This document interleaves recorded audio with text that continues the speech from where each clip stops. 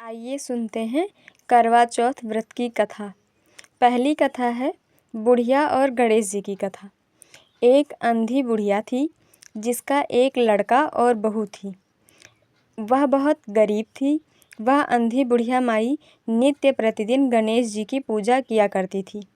माई की पूजा से प्रसन्न होकर एक दिन गणेश जी भगवान साक्षात सन्मुख आकर बैठ गए और बोले कि बुढ़िया माई, तू प्रतिदिन निस्वार्थ भाव से मेरी पूजा करती है, जो चाहे सो मांग ले।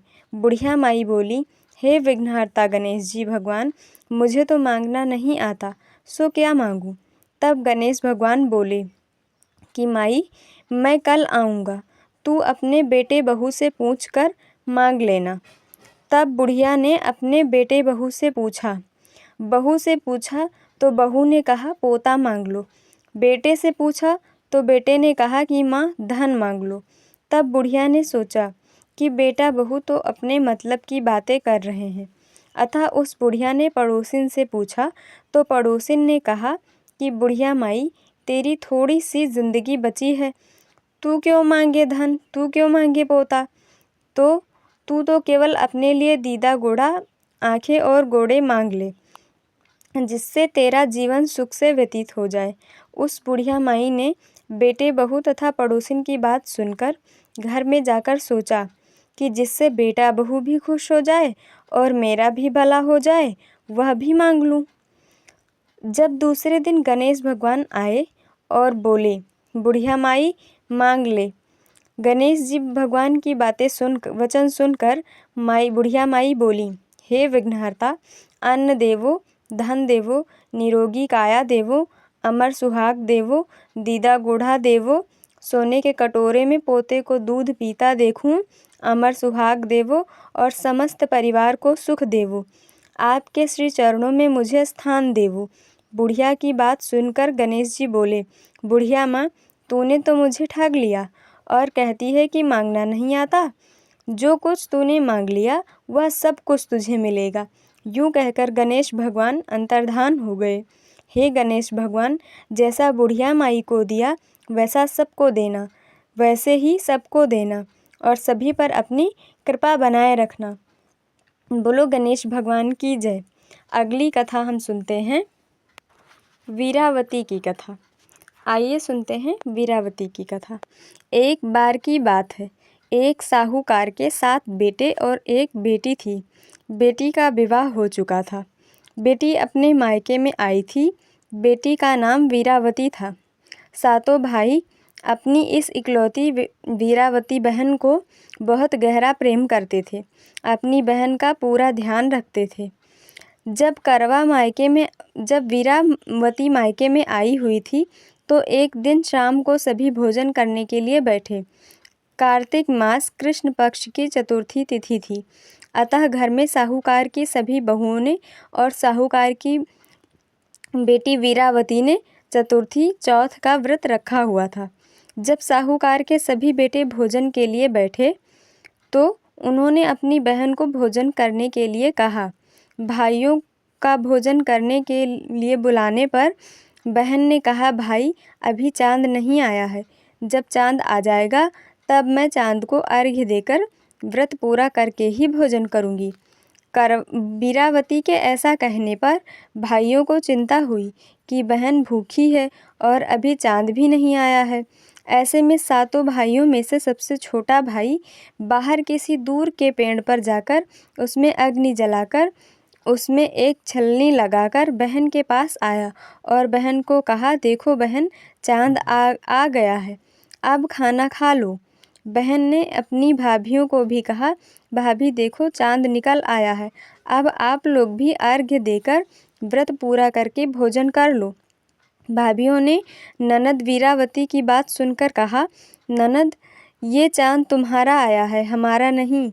ऐसा कहने के बाद यह वीरावती अकेले ही भोजन करने के लिए बैठ जाती है और जैसे ही भोजन का पहला ग्रास अपने मुंह में लेती है तो उसे छींक आ जाती है।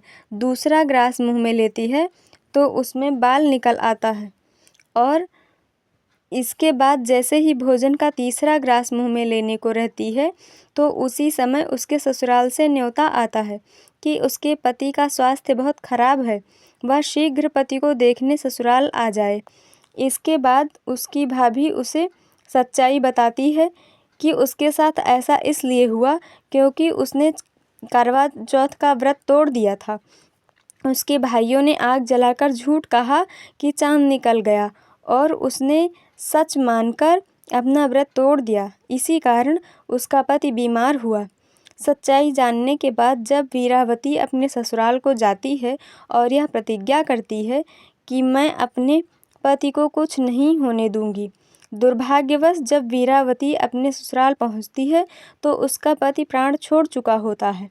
पति के प्राण चले जाने पर वीरावती अपने दुख को सहन नहीं कर पाती है और सभी से कहती है कि मैं अपने पति का अंतिम संस्कार नहीं होने दूंगी, अपने पति से दूर नहीं रह सकती। मैं एक पतिव्रता और सतीत्व की शक्ति से अपने पति के प्राणों को वापस लाऊंगी। वीरावती की इन बातों को सुनकर सब उसे पागल पागल कहने लगते हैं और वीरावती के पति को शमशान में अंतिम संस्कार के लिए ले जाते हैं। वीरावती भी अपने हठ और पति के वियोग में शमशान में चली जाती है और वहां सबको अपने पति की चिता जलाने से इनकार करती है। वीरावती की बार बार जिद करने पर सभी पारिवारिक लोग वीरावती की बात मान लेते हैं और वीरावती के पति का अंतिम संस्कार नहीं करते हैं। सब घर चले जाते हैं। वीरावती अपने मृत पति को लेकर दूर कहीं एक झोपड़ी में रहने लगती है और अपने पति को जीवित करने के लिए भगवान की पूजा व्रत आदि करने लगती है। 1 साल बीत जाता है। वीरावती उसी दिन का इंतजार करती है जब उसने अपने मायके में चतुर्थी का व्रत तोड़ा था। 1 वर्ष बीतने के बाद फिर से वही कार्तिक मास की चौथ चतुर्थी का दिन आता है तो वीरावती अपने पति के प्राणों के लिए निर्जला करवा चौथ का व्रत करती है। वीरावती अपने पति को पुनर्जीवित करने के लिए माँ जगदम्बा से प्रार्थना करती है और पति के प्राणों को वापस लाएं, मुझे मेरा सुहाग वापस लौटाएं। जब वीरावती का यह व्रत पूरा होने को रहता है तो उसके व्रत में माँ प्रसन्न हो जाती हैं और उसे कहती हैं कि यदि तुम अपने पति के प्राणों को वापस पाना चाहती हो तो अपनी सबसे छोटी भाभी के पास जाओ, वही तुम्हारे पति के प्राणों को वापस ला सकती हैं। क्योंकि करवा का व्रत तोड़ने का वीरावती का व्रत तोड़ने का कारण उसका सबसे छोटा भाई ही था। उसी ने पेड़ पर अग्नि जलाकर बहन को झूठा कहा था कि चांद आ गया है। अतः वीरावती अपने सबसे छोटी भाभी के पास जाती है और उनके पाँव को पकड़कर कहने लगती है कि मुझे मेरा सुहाग वापस दिलवा दो। बार बार कहने से वीरावती की भाभी अपनी छोटी उंगली को चीरकर उससे रक्त अमृत निकालती है और वीरावती के पति के मुंह में डालती है। ऐसा करने पर वीरावती का पति जय गणेश जय गौरी, जय गणेश जय गौरी कहता हुआ पुनर्जीवित हो जाता है। इस प्रकार भगवान की कृपा से वीरावती का पति वापस आ जाता है। तब वीरावती माँ गौरी से प्रार्थना करती है कि हे माँ गौरी, जिस प्रकार आज आपने इस वीरावती को फिर से सुहागन बनाया और चिर सुहागन का वरदान दिया, ठीक उसी प्रकार हे माँ सभी स्त्रियों को सुहागन का वरदान मिले। बोलिए करवा माता की जय, बोलिए महागौरी माता की जय। आइए सुनते हैं अगली कथा। इस क्रम में हम देवी करवा की कथा सुनेंगे। देवी करवा बहुत ही सती स्त्री थीं। वह अपने पति से अगाध प्रेम करती थीं। अपनी अगाध भक्ति के कारण आध्यात्मिक शक्तियों से संपन्न थीं। एक दिन जब उनके पति नदी में स्नान करने गए तो उन पर नदी में मगरमच्छ ने हमला कर दिया। तो करवा देवी ने अद्भुत वीरता का परिचय दिया और उन्होंने मगरमच्छ को सूत से बांध लिया और मृत्यु के देवता से अपने पति के प्राण वरदान में वापस देने की प्रार्थना करने लगी। जब यम ने मना कर दिया तो देवी करवा ने उन्हें श्राप देने की धमकी दी। ऐसी पतिव्रता पत्नी के क्रोध के भय से यमराज ने मगरमच्छ को नरक में भेज दिया और उनके पति को पुनः जीवन दान दे दिया। देवी करवा का अपने पति के प्रति प्रेम और समर्पण के कारण ही उनके पति जीवित हो उठे। जैसे माता भगवती ने देवी करवा को वरदान दिया, उसी प्रकार सभी सुहागिन स्त्रियों को वरदान दें। बोलिए करवा माता की जय, बोलिए महागौरी माता की जय।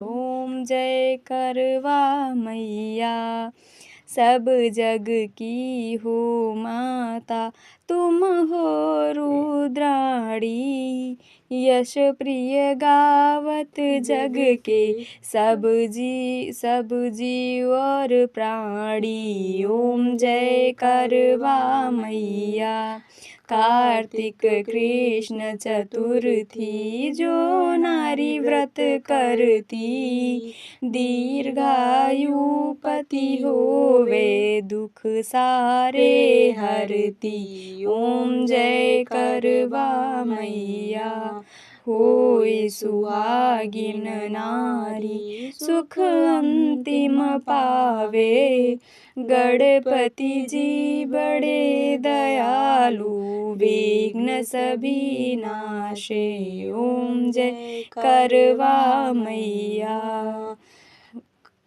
करवा मैया की आरती, व्रत कर जो गावे, व्रत हो पूर्ण सभी का, सब विधि सुख पावे। ओम जय करवा मैया, मैया जय करवा मैया, बोलो करवा माता की जय।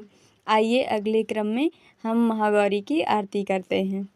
जय अम्बे गौरी मैया, जय श्यामा गौरी, तुमको निश दिन ध्यावत, हरि ब्रह्मा शिवरी। ओम जय अम्बे गौरी, मांग सिंदूर विराजत, टीको मृग मद को, उज्ज्वल से दो नैना, चंद्र बदननी को।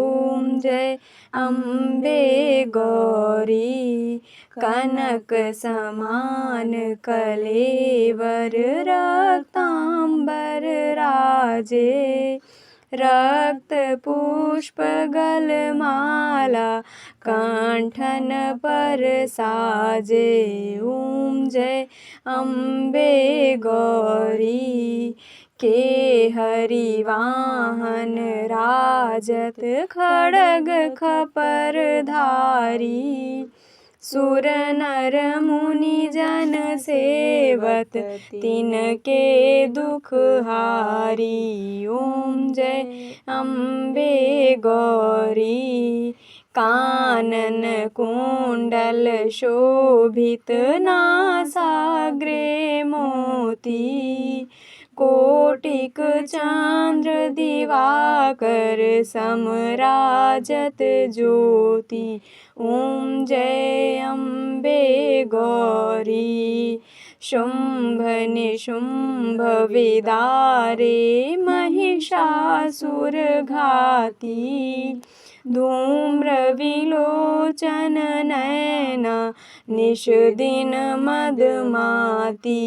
ओम जय अम्बे गौरी, चंड मुंड संहारे, शोणित बीज हरे, मधु कैटभ दो मारे, सुर भयहीन करे। ओम जय अम्बे गौरी, ब्रह्माणी रुद्राणी, तुम कमला रानी, आगम निगम बखानी, तुम शिव पट रानी। ओम जय अम्बे गौरी, 64 योगिनी गावत, नृत्य करत भैरो, बाजत ताल मृदंग, गंगा अरु बाजत डमरू।